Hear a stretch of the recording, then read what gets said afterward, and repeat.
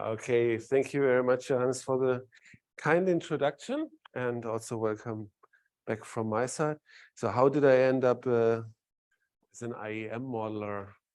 So I studied economics, first of all, with a motivation in environmental and climate, but not knowing what an integrated assessment model is. And I think in the end, in retrospect, to explain it, probably it's 3 M's. It's not models, but it is mass, money, and morale.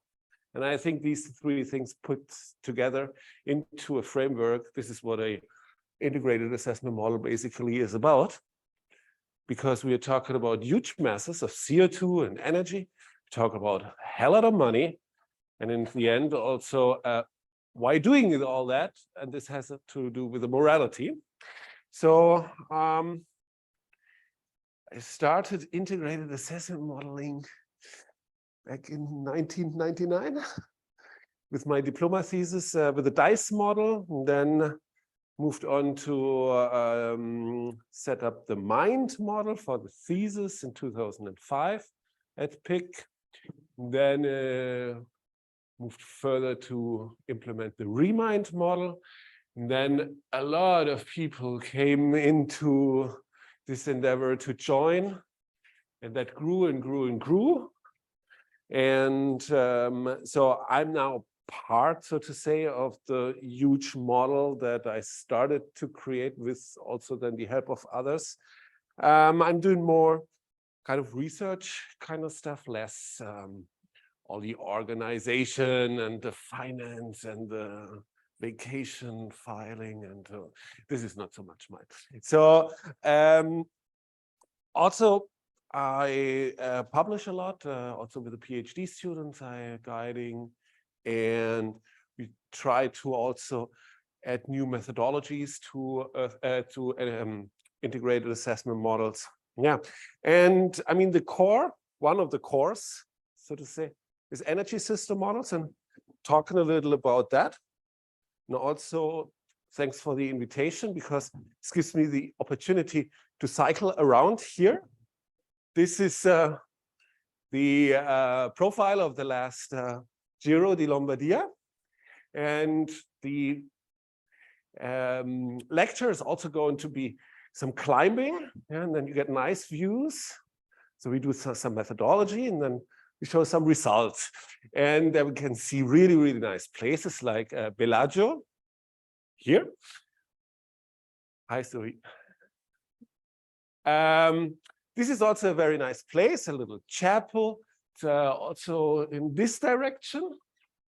And the climbing that we are going to do is moderate, I would say. We definitely do not something like the Wall of Sormano, which is one of the terrible climbs you can ever do. So the markers are always 1 meter above. So every 4 meters is 1 marker. So this has no training effect, and you should learn something. So, and the outline is therefore first talk about a little about energy, economy, and the environment. Then, yeah, the general structure of energy system models.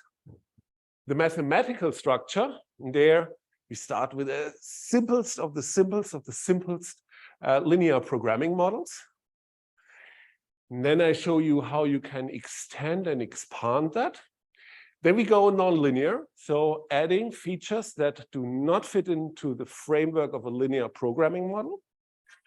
3 examples: demand, energy mixes, and capacity ramp up. And then the general equilibrium model. So REMIND is a general equilibrium model where you also have the macroeconomy included. And then 3 applications, yeah, having a nice view on results also. Okay.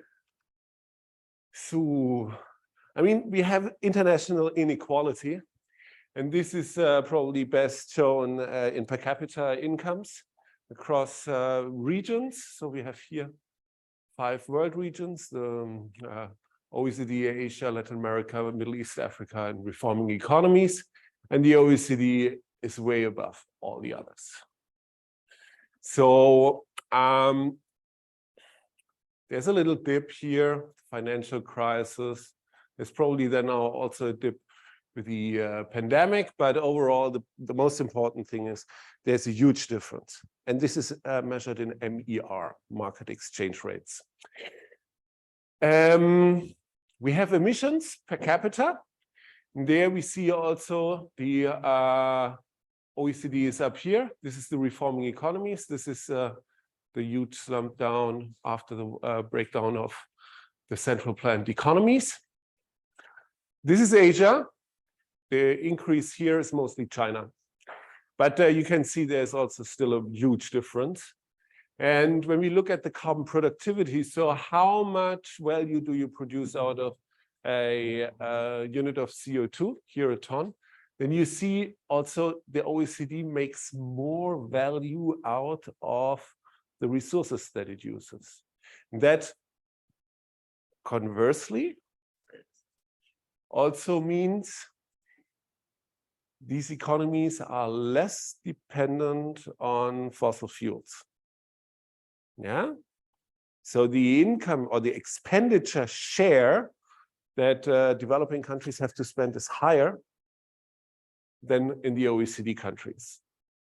At the same time, the OECD countries have more income, have more financial means, more capacity to invest into alternatives. So this is for the mitigative capacity a very important thing to notice. And then you can, now this pointer does not work anymore.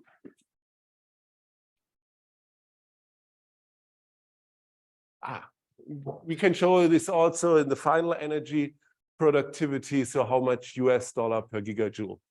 So climate change is a global commons problem. And all the CO2 emissions are created equal in the sense what they do in the climate. It's a well-mixed gas in the atmosphere. Yeah. So much for that part. So now electricity, we see huge increases in electricity. We have still a lot of coal. Gas recently took a huge part of the share. Nuclear, more or less stagnant. Hydro, especially in the developing world, was increasing. Here we see the advent of the new renewable energies. And this fits also into a general picture that grid-related energy increased its share over the long time horizon. Yeah. So you need grids. It's not only that you produce the energy, you need the infrastructure. This requires also state capacity. So this is the same like this, only with the shares. Here you see gas increasing, coal recently decreasing, and here the newcomers. Nuclear was decreasing. Now it's at 10%, and hydro is even higher. Okay, this is the structure of the capacities by age and region. So here's the past. This is, so to say, the living cohorts, and these are the planned and under construction cohorts. And you see that, especially here, China increased its capacities a lot, and a lot of the coal capacity is located there. The developed countries, they run on older capacities. So China did not build that much oil and gas. This one here is called, this is related to the new energy policy of the US under the Bush administration. Huge investment program. They invested once, but it hasn't had a longer term effect on the investment. It's kind of a bonfire. You throw a lot of money on the problem, you get a huge capacity addition, but this capacity then stands. It is not that you have more investments in the future in the same technology. By the way, this is a little side note on the IRA. Yeah, it's also kind of a bonfire that they produce, and I guess it will not have a long-lasting effect.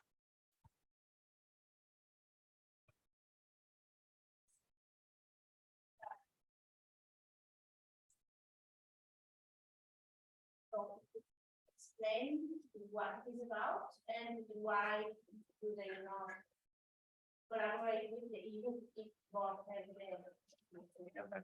Yeah, I mean, you always have in these energy policies some kind of competition, trying to get the one side trying to gain an advantage over the other.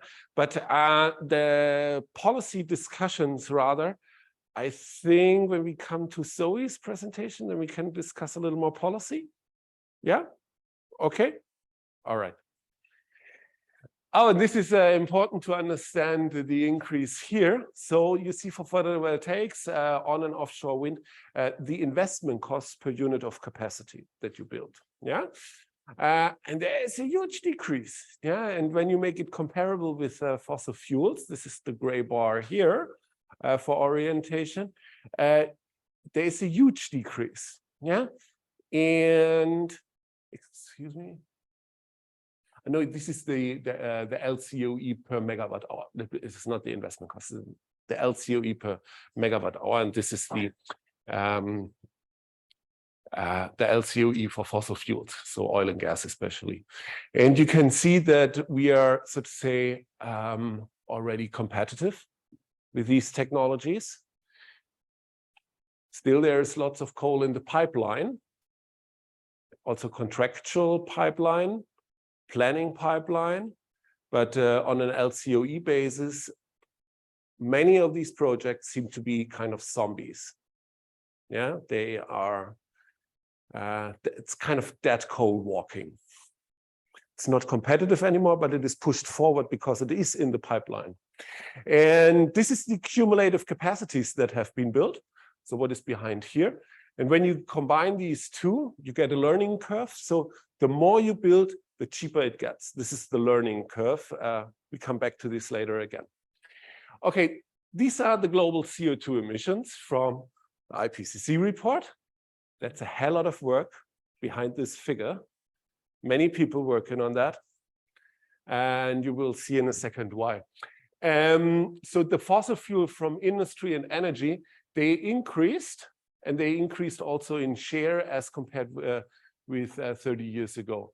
We also have the land use emissions from of CO2 and the CH4. This is energy related, land use related, waste related, and then we have all the other gases. And here the unit is gigaton CO2 equivalent per year. What that is and what that means comes in a second. We also have quite some uncertainty here, yeah? And why that is the case, we can see on this slide. So the emissions are not measured directly. What we measure is activities, yeah? And they are related to the emissions, and they can be measured, for example, by tax authorities, yeah?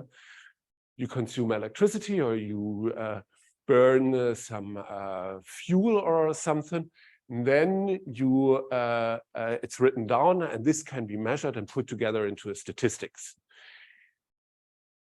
And these activities are then multiplied by, with emission factors. And the question is, what are the annual CO2 emissions from fossil fuels here? And the activity that we look at is annual fossil fuel combustion. The unit is energy joule per year, exajoule per year. By the way, this is already a conversion because they first look at masses and then at energy. So there's another conversion factor in between. So the emission factor that we use here is gigaton CO2 per exajoule. These are the consumptions. I took this from the BP statistics.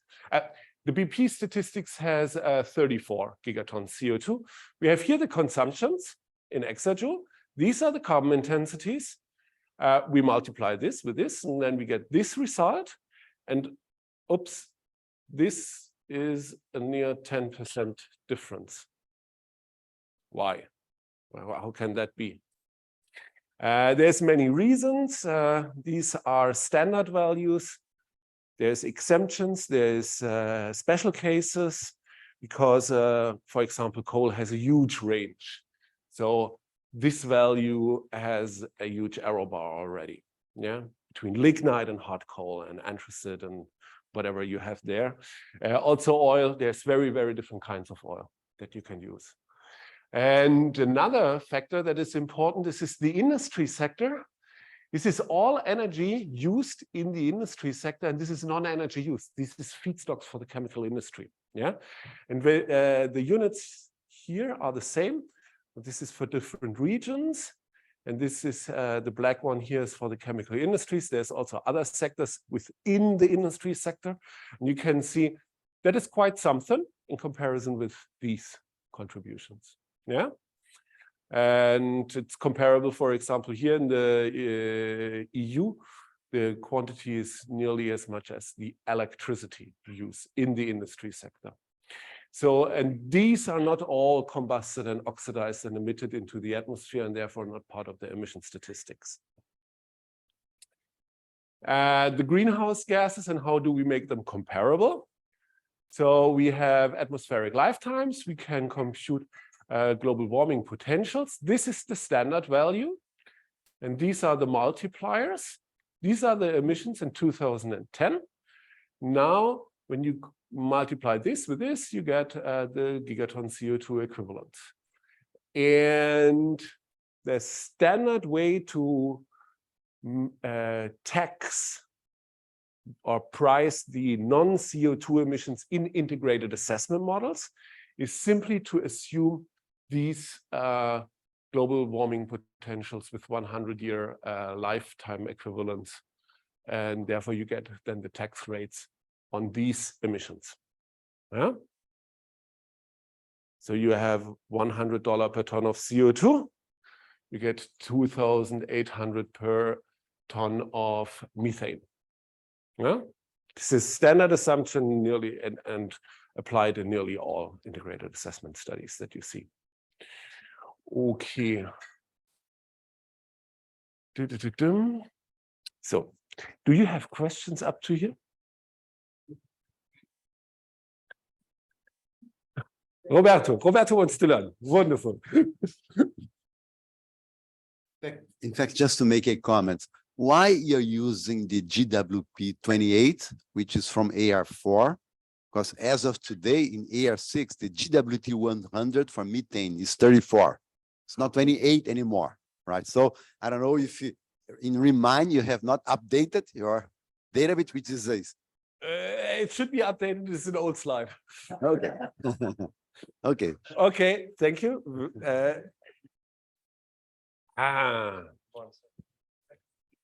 Yeah, you must popularize these updates a little more, that even I hear about it. Thanks. Important qualifier. Okay. Other? All right. So linear programming. This is old science. It has a military background also, but anyways.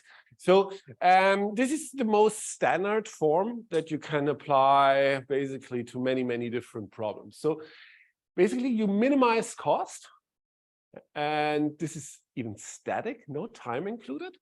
So we have activities, yeah, and this is the conversion of a primary into a final energy carrier in this little example.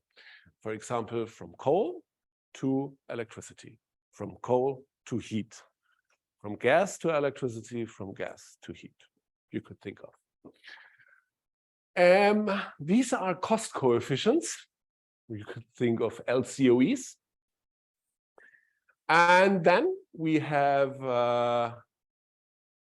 this would be the input in the sense of coal and gas quantities. So we have final energy demands. This is a fixed parameter, and you need to produce at least as much as to satisfy this demand for, in our example, electricity and heat. Then we have the resources, and they cannot be more than exhausted. Yeah, you cannot go beyond what is underground, basically. Yeah, and then we have non-negativity conditions. These mean that these activity variables cannot get negative.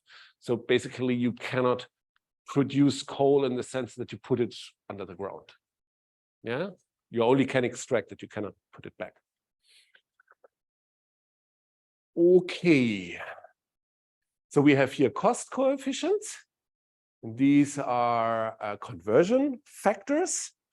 So this is techno-economic data, techno-economic assumptions, and they should be reported for all the models in some kind of technical appendix with tables, or more recently in the IAMC, the standard reporting template. You get much of the information on the conversion factors and the cost factors in the standard reporting. Yeah, I guess many models did report that. So Roberto nods, thanks. Okay, so that was the easiest and simplest problem I could come up with. The optimal solution. So we use a solution algorithm, and the most simple one is, or also very reliable one, is the simplex algorithm to find the set of x, I, and j that minimize the cost c, given the conditions that we have. The simplex algorithm basically means you have a multidimensional cube. You start at one corner, and then the simplex algorithm tells you, via some computations, which direction you should go next. So, and this is the direction where you improve the objective value the most. Yeah, and then from the next corner, you make the same computation up until the point where you cannot make any more improvements, and this is then the optimum. And this can be done with thousands and thousands of variables. Yeah. So some of these inequalities, these three here, are binding, but not necessarily all. Each constraint has a dual variable. This is then called the shadow price. The shadow price basically means you have this equation, this you have this constraint, and if you now would loosen the constraint a little bit, just marginally, by how much does the cost variable, the cost objective, change? In our case, decrease. So, and that gives you the value that you would be willing to pay to loosen this constraint by just one marginal unit. This is then called the shadow price. So we have now complementarities for these inequalities, and these complementarities all hold. They must hold. And what do we have here? So this is just the difference. Yeah, if you just put this on the other side, you get this. And for the resource constraint, the same, and also for the non-negativity condition. So now the point is that the multiplication with the dual variable always gives you a 0. So either this constraint is binding, then this variable can be positive. If it is non-binding, the shadow price is simply 0. So if the constraint is non-binding and you would relax it, would not change anything with the cost functional. Also, for the non-negativity conditions, we have this. Why? You will see in a second.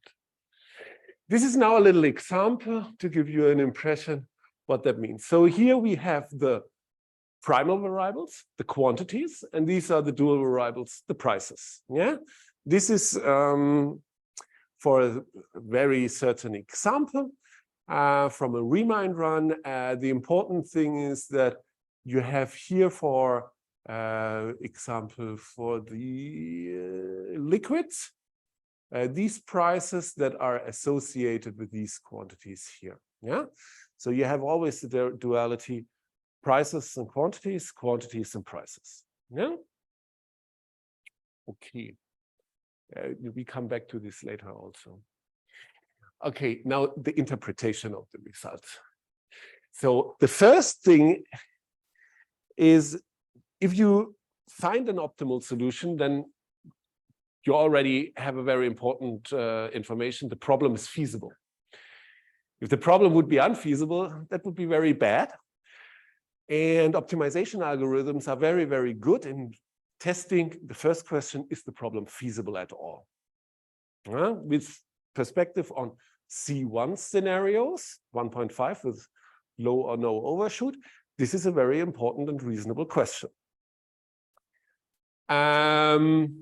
If there is a solution with the in the linear programming framework, then the solution is unique. The algorithm does not trick you, that there is not a different solution that is better than the one that you found. Okay, then we have a symmetry. This now has to do a lot with the how you write in papers and to understand what you read. So the centralized planner problem maximize the total cost of a system. This is like you have a benevolent dictator and you derive shadow prices. But you can also interpret the same result as a decentralized market solution. This is like the invisible hand of Adam Smith. And then the shadow prices are interpreted as market prices.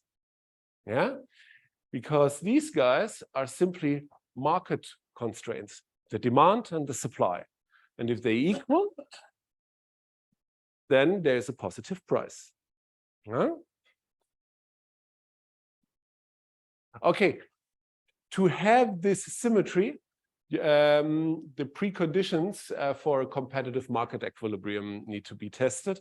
And they are that you only have atomistic actors that cannot influence the price.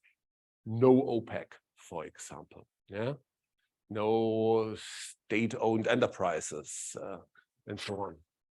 You have full information on all technologies. There is no information asymmetries. There is no market entry and exit barriers. So new competitors can enter the market at no additional cost. We have marginal quantity changes, so no ramp-up costs, no unit commitments. Makes things very complicated and life difficult. There's no transaction costs. So now I should have made a break here. So the optimal solutions can still induce external effects like air pollution. Yeah. But as long as it has not a feedback on the activities, that's okay. Yeah. In order to find out, is this a good, or does the optimal solution replicate a market solution? And since the model so far is only static, I do not have to say anything about dynamic bottlenecks and expectation formations and so on. That comes also later. Here. Do you have questions so far to this?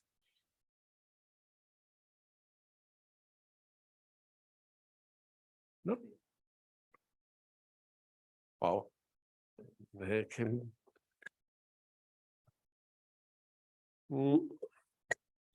So, some short discussion.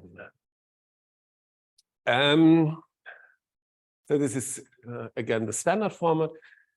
So the emissions can be included via emission factors. Yeah, the example that we have had in the beginning. You only add just another factor.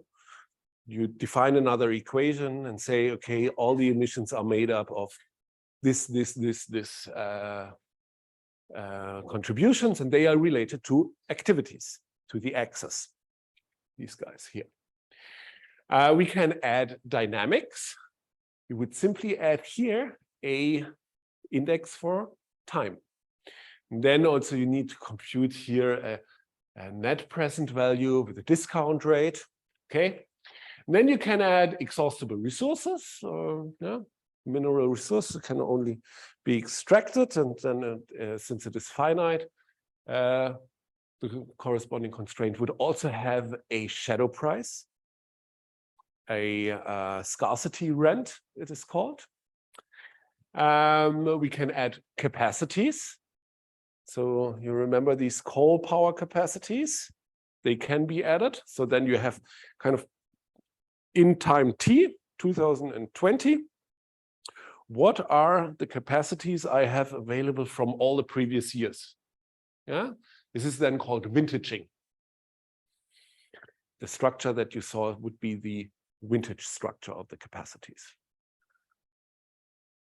We can have constraints on changes.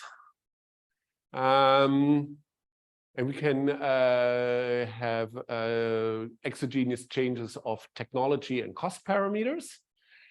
And there can be a lot, you can do a lot, as long as the whole thing does not induce a nonlinearity, because then it is not a nonlinear problem anymore.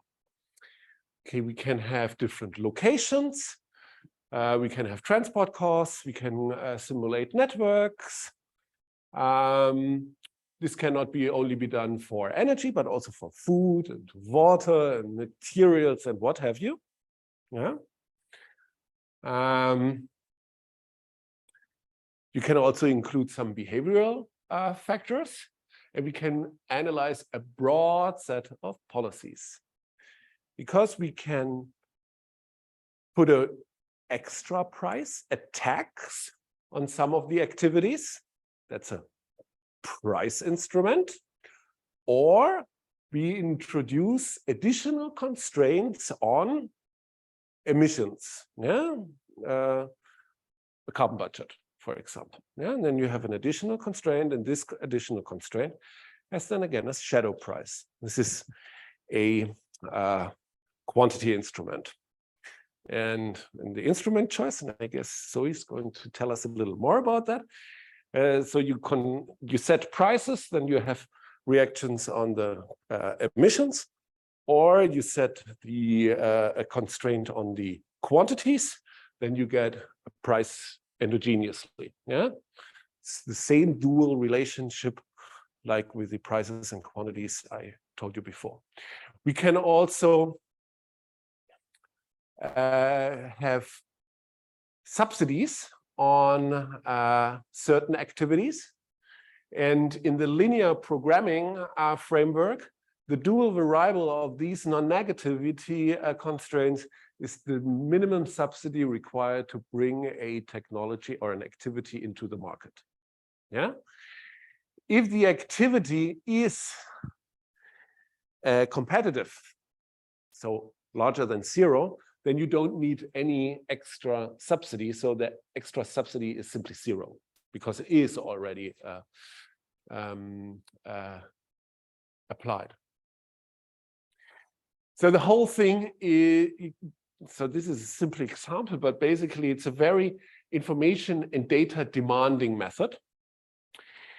It has very strong sensitivities. The point simply is the system produces head-to-head races. Yeah. So one technology or one activity is nearly as competitive as another. You change a little bit the parameters, and then the other the alternative becomes competitive, and the system switches from one solution to the other. So we call this bang-bang solution, or penny switching, flip-flop behavior. And these sensitivities are notorious for linear programming problems. Please.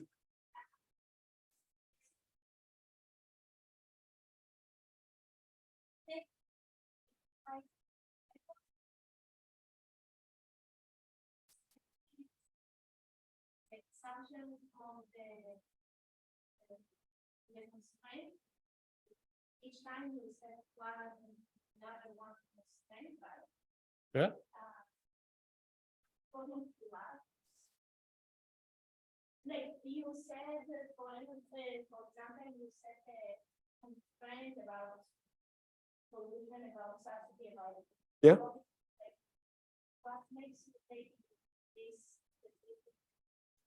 constraints and like what time that you can affect where Yeah, so this is the framework, and I try to explain how you can expand from this very, very simple example into various directions, yeah? And how you can then interpret the results and to kind of illustrate that this is a powerful tool that you can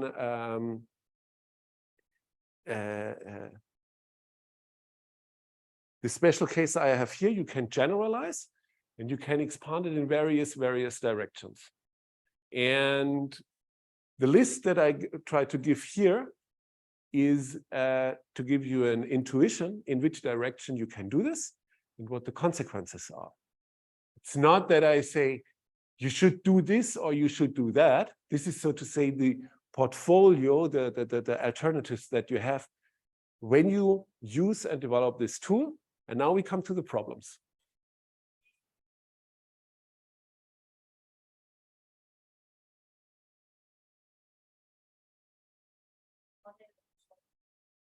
You can also introduce policies that already exist. You could. Oh, this comes with the applications. This is now only the conceptual part. Yeah. So I don't say you should always use this or that subsidy. It's a general thing. Okay. All right. Jerry, please. Just 1 second. The microphone to Jerry.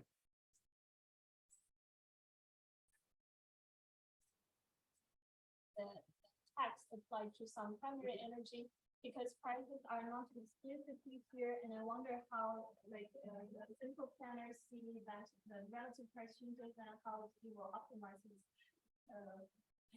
Yeah, the central planner does not see prices; it only sees, so to say, the objective function and the constraints, yeah.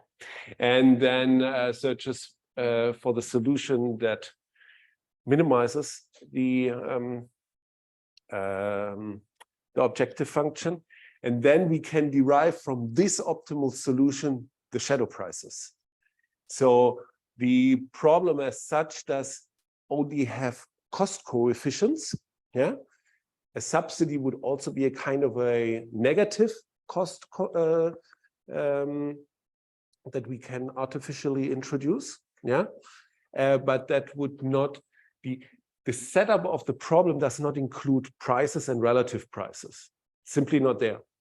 And then does that mean you would like to introduce another equation to, like, somehow represent that there is a tax for one primary energy, for example? Yeah, you could simulate a tax, the behavior or the behavioral changes a tax induces by adding here to the C's also a T. Yeah. Okay. All right. That is possible. What you would not have, but we come to this, in revenue recycling. Mm-hmm. Yeah. The tax revenue and what happens with it, it's just disappearing into the void because it is a partial model, not a general model. Okay. So, the sensitivity, these extreme sensitivities, they are related to the linear structure. We will come to this also in a second. One way to deal with the sensitivities within the framework is to add constraints on changes, for example. You cannot switch from one technology to the other, from one time step to another. It takes time. Some models add these constraints in a very generous way, but the empirical basis is usually not that well. And hard constraints also have problems because either the constraint is non-binding or it is binding. And then you get weird behaviors in the optimal solutions. Also, the entire problem, or I mean, this is not related to the linear programming as such, but to the optimization, it's very difficult to calibrate. Because the optimal solution that you derive usually deviates from the statistics. It usually does not coincide. So that means your model recommends to you to do things different than they are. This is difficult when you have you want to create a baseline that somehow is a continuation, an extrapolation of currently observed trends. Because if your model simply chooses to go another way, then you have to force it to get back to the original trend that you wanted to replicate. So this is a problem you have all over the place when it comes to these optimization problems. Yeah. Some a strategy, but that also is a very labor-intensive one, is you include more and more processes, more and more policies, and more constraints. Some of them work, and some of them give you very good results, but not all. Something that works pretty well is when you have variable renewables. Yeah. And then you have dispatch orders and merit orders, where you then induce a mix of different electricity generation technologies and a different mix of primary energy carriers used for electricity production. That works pretty well, but yeah, when it comes, for example, to things in the industry sector, different processes in the industry sector, it becomes rather difficult because then you have not only one technology produces electricity, another technology produces electricity, but you have joint production processes, many inputs, many output processes. Yeah, one activity requires different inputs and produces different outputs. And this makes things really, really difficult. Please. Yeah, I had a question on, as you had before, the interpretation of optimization, where you said you could, under some conditions, equate the market solution with the central planner solution. And I see that in this case for energy sector, partial equilibrium programming, we're trying to replicate trends and like it's kind of a descriptive endeavor, but at the same time, if we go to general equilibrium, we have welfare optimization that often uses the same optimization routine. And then we have the parameters that are somehow partly normative, partly descriptive. And I was wondering how you see that boundary, if it is possible to separate that, and if you could comment on that. I think it's a very good question. So we can now stop and only talk the rest of the time about this question. I think this bottom-up modeling with the activities and the techno-economic information, this is very useful. But there's, and we come to more economic approaches just on the next few slides. And there I will try to give you an indication also on this calibration issue, because there the calibration works a little different. Basically, when you talk about CGE models, computable general equilibrium models, this is kind of like in physics, climate physics, you have statistical model approaches. And the good thing about them is you calibrate the model in order to replicate the statistics. So you have price quantity information, and you calibrate the model to exactly replicate this. You let the model run, it produces the same result. It replicates the statistics. The problem is the functions and the parameters that you adjust, they don't have really a clear meaning in the sense our techno-economic data has here. This is not this intuitive. Yeah, I mean, all the elasticities that you use and efficiency parameters and total factor productivities and so on, they are very, very abstract stuff. They are not related directly to concrete behaviors. They are not related to concrete technologies. And therefore, they also have the disadvantage. They have the advantage that you can calibrate precisely what you want to have. But then, what does it actually really mean? Yeah, okay. So now we go nonlinear. And the capacity ramp up in linear programming models can be very, very, very quickly. So you simply switch investments from one alternative to the other, from one time step to the next. And people say, ooh, this is a little too fast, maybe. So then they add hard growth constraints. This is within the framework of a linear programming problem. Yeah, can compute the rate of change and constrain it. No problem. Has terrible, sometimes very terrible numerical performances because it's either on or off. And that produces sometimes bad results. And you have to choose the actual maximum growth rate that is possible. So an alternative is the adjustment cost approach. And this is basically something like a soft constraint, not a hard constraint, a soft constraint. And you make investment costs per capacity increase if the capacity additions accelerate. So what we have here, this is the relative change in capacity additions. The one means you basically invest as much into a capacity as you did in the previous period. Yeah, no change in the additions. If you now want to have a shift in the electricity mix, for example, you ramp up the additions of certain capacities, and then you get higher than one. And what you do now is you define a investment cost markup. So it could be, so this is 50% more, and then you have 25% higher invest. So you accelerate. You have 50% more investments, capacity additions. So your investment cost per unit increases by, say, 25%. This can be included into a model framework, but it makes the model nonlinear. And then you have to use different solvers.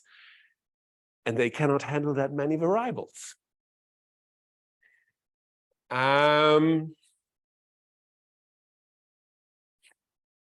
The idea behind the approach is you build up the capacities with which you build capacities. And this takes time.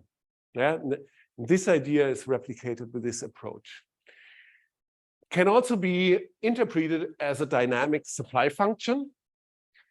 It is also related to the question, do people actually know that they build up new capacities? So do they internalize the increase in ability and in investment capacities that they do when they invest early?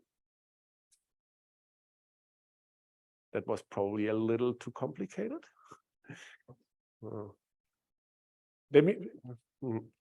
That basically means if you have perfect foresight, yeah, then you understand if I invest today, I go higher with my investments than in the previous period.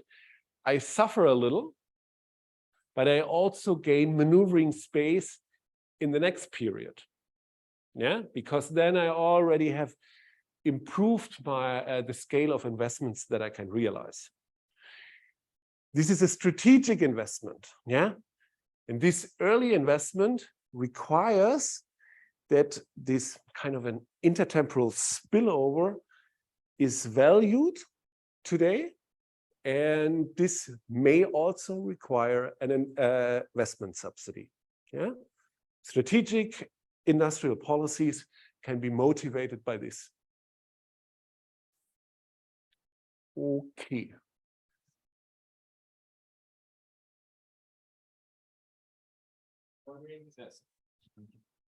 So Here I see that I don't understand the hard growth constraint exactly what it is, and this investment cost markup, it seems to be a convex constraint. Does it affect the complexity and the handling variable that much when it's convex as The well? complexity is simply increased by moving from a linear to a nonlinear model. So that's what make it harder for the solver to. This makes it much harder for the solvers. Yeah. And what about the hard growth? Is it convex? I'm not sure if I. It does not make or the feasibility set is not becoming non-convex because of that. Okay. Yeah. As long as it is a linear programming model, it is convex. And the growth constraints are in the framework of linear programming.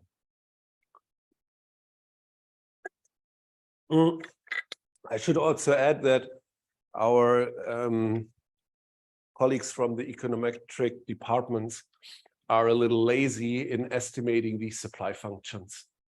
And that's a pity. So we would apply them with great joy and be very thankful with many quotations and so on. But somehow, although this seems to be a very natural economic and econometrics theme, they don't have interest in estimating this stuff. I would find it wonderful. Okay, anyways. Discrete choice models. So the mixes and how mixes develop. This is something that is of general interest also in many, many other fields. And it also addresses these radical shifts of technology mixes. And the approach is to use a discrete choice model, like a multinomial logic model. I think the image model uses that, right? And the GCAM model also. I have not enough time to go into detail, and also I'm not an expert on it. But Rick, you may ask. He should know much more about it than I do, because in the Riemann model we do not use it only in the transport satellite model that we have. There we have modal split. So the choice of different modes of transport. And there you use an approach where you have a choice probability that individual I chooses alternative n. And this is a function. So here you have the characteristics of all alternatives and individuals. They are summed. And this is, so to say, the specific alternative and individual ni. Yeah? So, and then you have probabilities that depend on these parameters. And when they now change, for example, prices change, yeah, then you do not get a flip-flop behavior, yeah, but a smooth shift, a more gradual shift between the alternatives. So the market shares shift. And that gives you a more realistic short-term behavior. The problem is you also have some kind of structural conservatism, because these shares, they may be very inflexible in the near term, but in the longer term, they become more and more flexible. Yeah. But when you apply this approach, you basically assume that you have a structural conservatism in these behaviors. They do not change because one alternative gets more attractive or is already more attractive than the other. You kind of replicate and perpetuate the status quo. Okay. But it avoids this terrible bang-bang solutions. Okay. Okay. So price responsive demand. So here you have the supply, and these are step functions. And here's a demand function that is price responsive. The solution would be to have X and P, so the quantity and the price combination. And when we would now add, for example, a CO2 tax, we shift this supply upwards and have this. We reduce the quantity and the price of the final energy carrier increases. What we also have is that we decrease the overall production cost. This is just 1 second. So these are the total production costs to produce this quantity, the area under these steps. The producer rent or the profits is this area here. Yeah. So you have, this is the revenue basically. Yeah. This rectangle. You deduce the costs. This is the profit. Yeah. Very simple. It's called producer rent. This should be consumer rent. And why did I not change this? This should be consumer rent. Sorry. This is the area here. So, and now, when we introduce this carbon tax, we reduce the quantity and we increase the price. So we decrease the overall production cost, less is produced. And the producer rent is also decreased. There's less profits. The consumer rent also decreases. Yeah, you have this less that the consumers can enjoy. And we generate a tax revenue. This is this rectangle here. This rectangle can be redistributed. I will give you a little example in a second. Okay, do you have any questions regarding these nonlinearities? Okay, so there's light at the end of the tunnel. I only wanted to add one little methodological part before we come to the applications. So when we go from partial to general equilibrium, we can answer questions like, where does the finance come from? In a partial equilibrium model, you don't ask the question, where does all the money for the investments come from? Where you may constrain it in some way, but usually it is not. You can borrow as much money as you want from the great world of finance. So in a general equilibrium model, you have the GDP is distributed to consumption. So everyday consumption, what you buy in the supermarket, and order via internet and so on. The investments in machinery and so on. And for our purpose, the energy system costs. So we have an output. This is from the Riemann model. And you pay money, you sacrifice some output to finance your energy sector. This is fuel costs, investment costs, operation and maintenance costs. You use these technologies to produce energy, and this energy in turn is used to produce output. Yeah, you have a production function, usually a constant elasticity of substitution function, in capital, labor, and final energy. These are the production factors. And you need the energy in order to generate GDP, and you use GDP to finance the energy system. So this is what you have here. Yeah. The important thing is when you have less final energy, you can produce only less output. So you get here also a GDP effect. And you can look what is the impact on consumption also.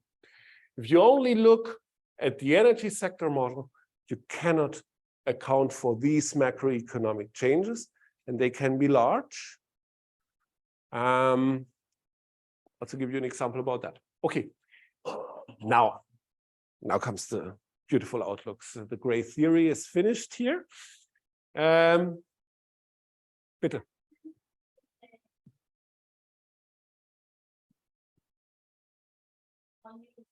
There are three energy blocks, and fuel as its own square.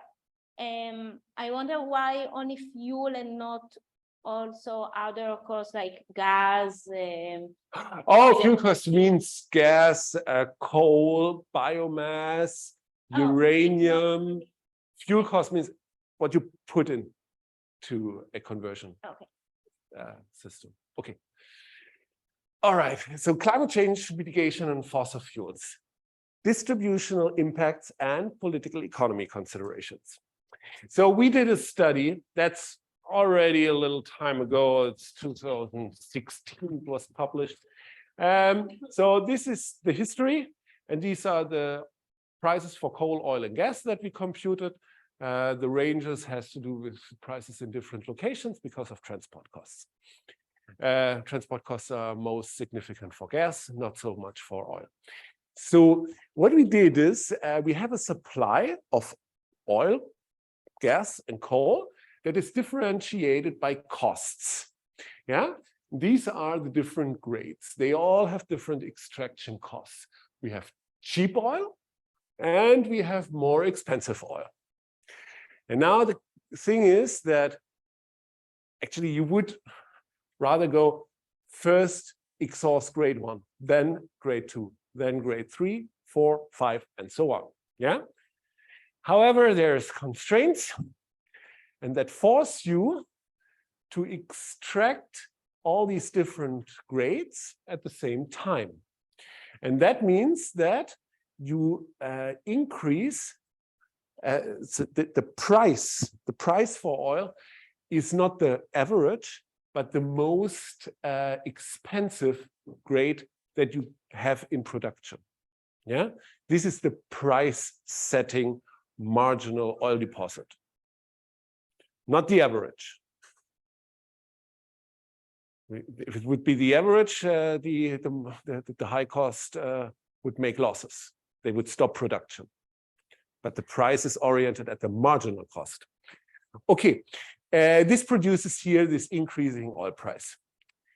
Now, we can look at the emissions for the base case, 550 and 450 equivalent scenario. So this is basically a 2-degree scenario here. So this is how you decrease the emissions. This is how you increase BECCS. And now we can look at the the cumulative use of natural gas. So you go down here, you would be still able to exhaust the conventional reserve and resource. That's quite a lot. The same for oil, even worse. You could have even some parts of the non-conventional reserve exhausted, even under 450. But for coal, you need to go very, very, very low. This is the reserve limit. And here you would have only 80%. Only 20% of the reserve would be exhausted. So 80% of the reserve would be left underground. So this is quantities. But what happens now with the money? So we have a GDP loss. This is what I explained to you before. So these are the trillion US dollar net present value reductions for the two cases, 550 and 450. So this is 2-degree. And now these are the total profits, so to say, these producer rents that are generated throughout the century as a net present value. for oil, gas, and coal. And you can see, hey, coal is so much more than, oil is so much more than coal. Yeah, this has to do with the high oil price, that you have some low-cost producers. They basically have money printing machines. And this is the equivalent of money printing machine. If you now limit the emissions, this has impacts on the fossil fuel markets via prices and quantity reductions. And the oil profits is not so much affected, but the coal. The coal is basically reduced down to zero. Yeah. And at the same time, we have now a carbon tax revenue. And this can be distributed, and you can see that this is larger than the loss in total fossil fuel profits for the owners of fossil fuels. So in principle, this is now the political economy and the choice. You would be able to compensate the fossil fuel owners out of the revenue for that you get from the CO2 taxing. In principle, that would be possible. It's not said that you must. Yeah, it's a distributional choice or a political economy choice. Question would be, does the oil industry have a veto power, for example, against the policy, the climate policy? Yeah? Then you could buy their consent. Okay, why is the impact on coal so much larger than that on oil, than on gas? So this is prices pre-crisis, yeah? Pre-attack of Russia on Ukraine. Yeah. When we have a zero CO2 price, the price in US dollar per gigajoule, these are now all gigajoules, is 2 for coal and 12 for oil. So this is a factor of 6 difference. Please note, this difference is larger than the difference between the physical difference in carbon intensity. And if you now add a CO2 tax of, say, 50, you more than triple the price of coal, but you hardly affect the price of oil. And this is the reason, the basic reason, why you see this gigantic drop of coal, but a less drop of oil. Yeah? Simply, what is the value of energy in form of coal and in oil? And this is a factor of 6, roughly, difference. Okay. Currently, the price of coal is completely out of control. It gets back to normal, but the price that you saw previously is more in this direction, not up here, just for. And we can also look at the whole thing from a regional perspective, and you see that especially Russia, they mostly have losses, but they would not generate any additional carbon revenue. So the the tax revenue in Russia could not compensate the losses of coal, oil, and gas producers. That would require then an international transfer, which is a difficult thing. Okay, in Europe and the US, the losses for the owners is relatively small.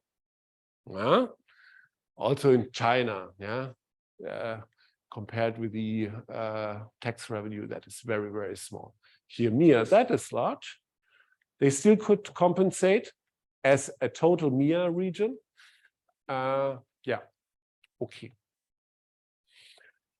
What you should keep in mind also, the MEA and Russia don't only lose because of missing profits from fossil fuels. They also have very, very, very bad energy and carbon intensities. The productivity of these economies is very bad when it comes to the conversion of natural resources into economic value. And if they tax CO2, they would suffer here relatively high mitigation costs, especially of these because of these macroeconomic effects, not only because of the fossil fuel loss. This is the reason why you should consider the GDP changes also in a model. Yeah, a partial model could only account for these losses. When you have a general model like the Riemann model, but also the Witch model, you can have these larger differences between the OECD countries and the fossil fuel-rich countries. And the reason is the different dependency on carbon as a basis for producing value.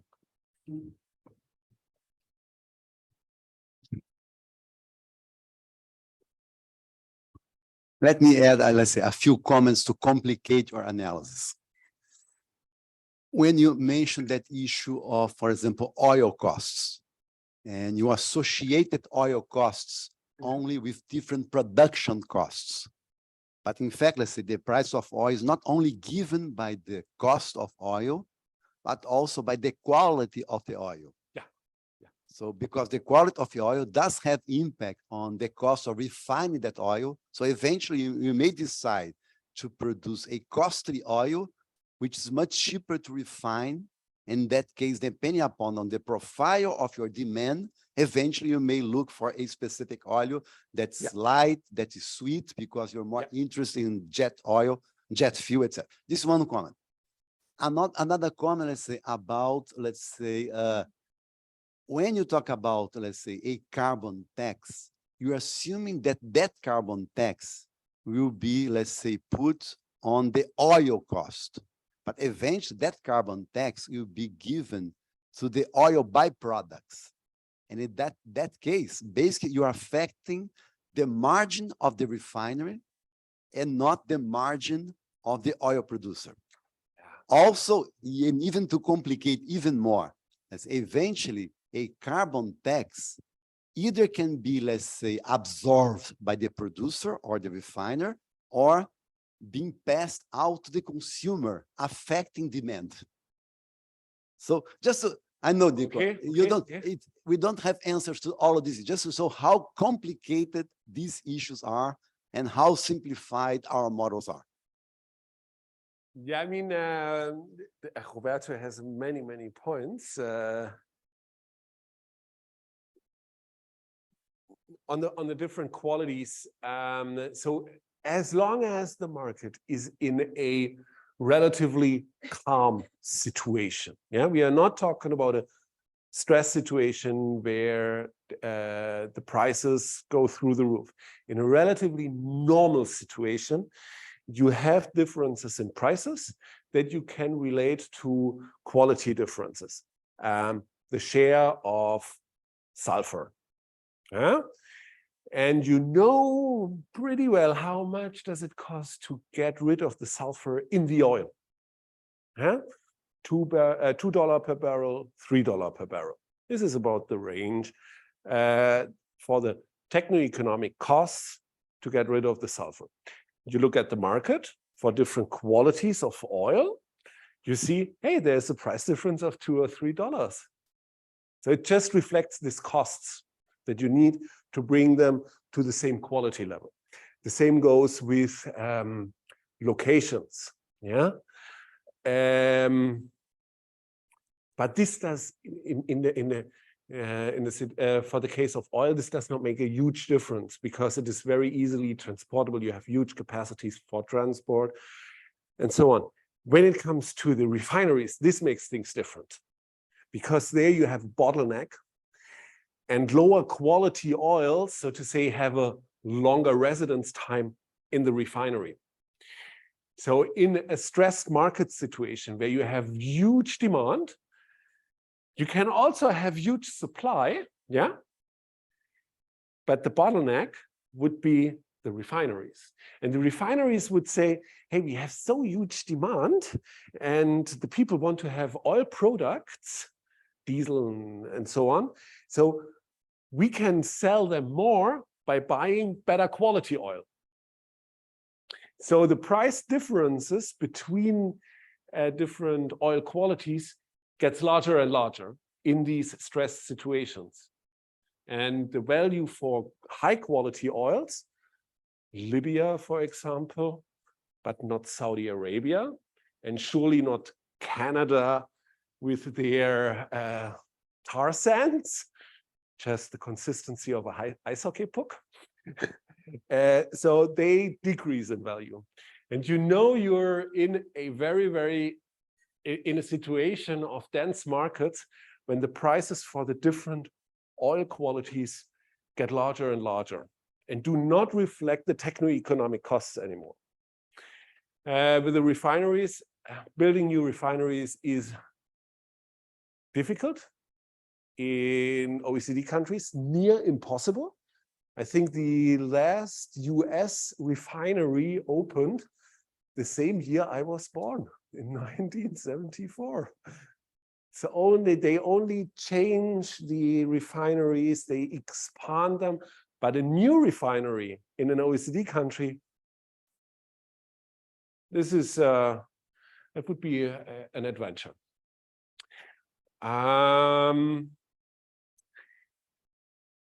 The grabbing of the refiners of the CO2 tax, we have to discuss once more. I would not like to explain this now because there I'm not certain enough. Okay. But this is a way how you can relate the results of an energy sector model to political economy considerations and distributional issues. Okay, now endogenizing technological change. I only have 10 minutes left. I do this now very quickly. So there should have been 2 slides below that. Damn it. Just 1 second.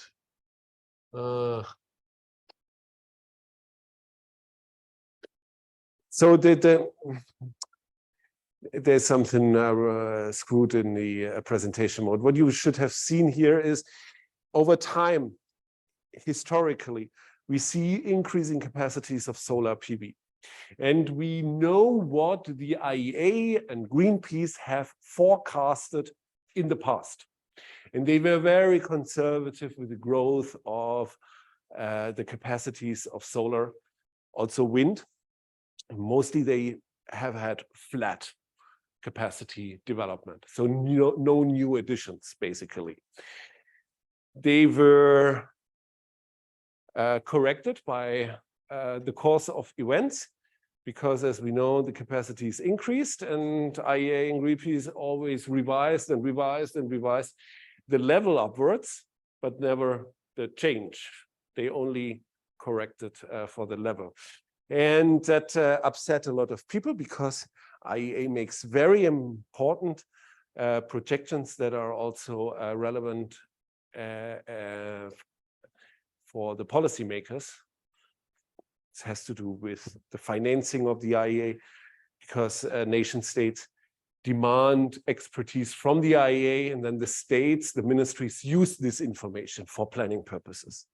And if they say, no new additions of solar, they correct this every year upwards, then it becomes a little ridiculous. So our colleague, Felix, he came up with the idea, okay, when we take the projections of the IEA and Greenpeace, and also 2 projects we participated in, the Limits and the Ampere project, we get this funnel here.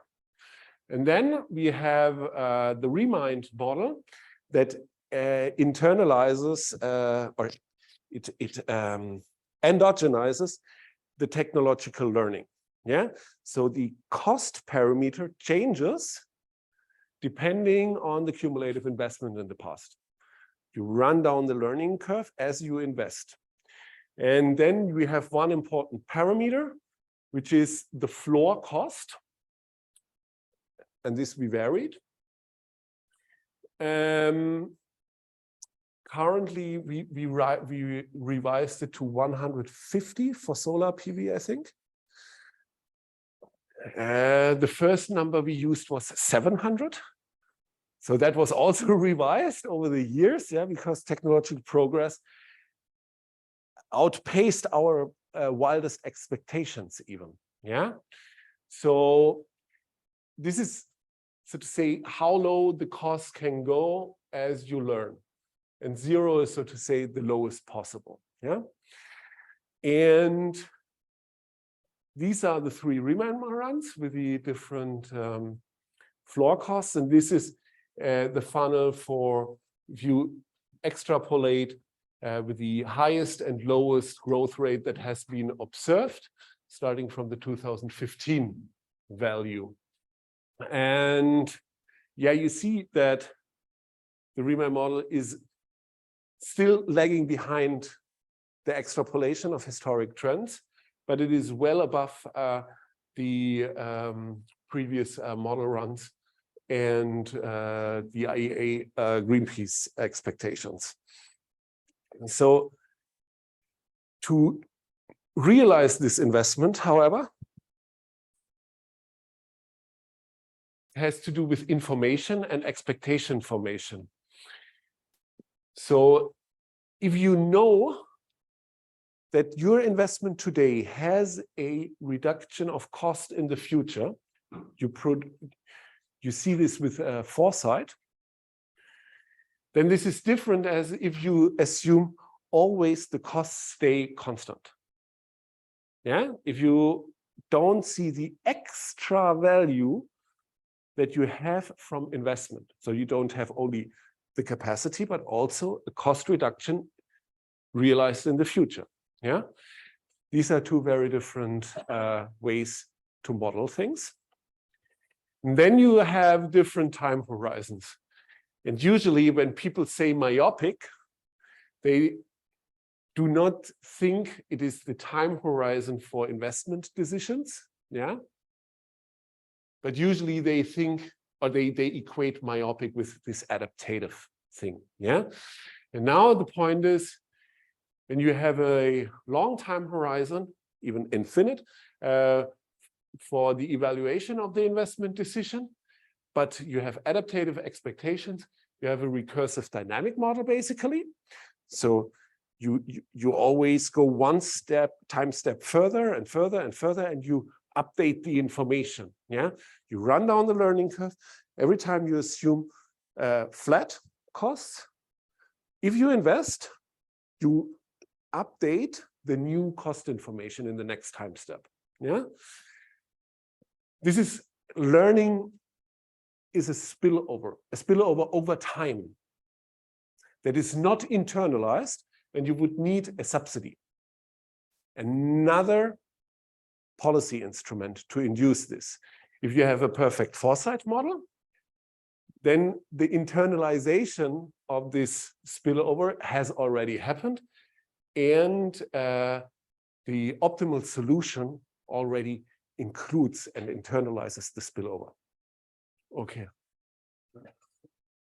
Okay. If you have no time, if your time horizon for investment is myopic, then why invest anyways? Yeah. If you don't think about the future, then it does not make sense to invest in anything. The prices that you have seen before here, so you first have this increase in prices. They make all the investments profitable into the learning technology. You also have to go through bottlenecks, and therefore you increase. But then learning kicks in, and the price of electricity decreases again. Yeah, here you are on the lower end of the learning curve. You have the capacity to invest. You have gone through this time of suffering. So now we have air pollution. We have had a presentation yesterday. That one is relatively similar, so I leave it out now. And I thank you for your attention, and I hope that you learned a little. Thank you.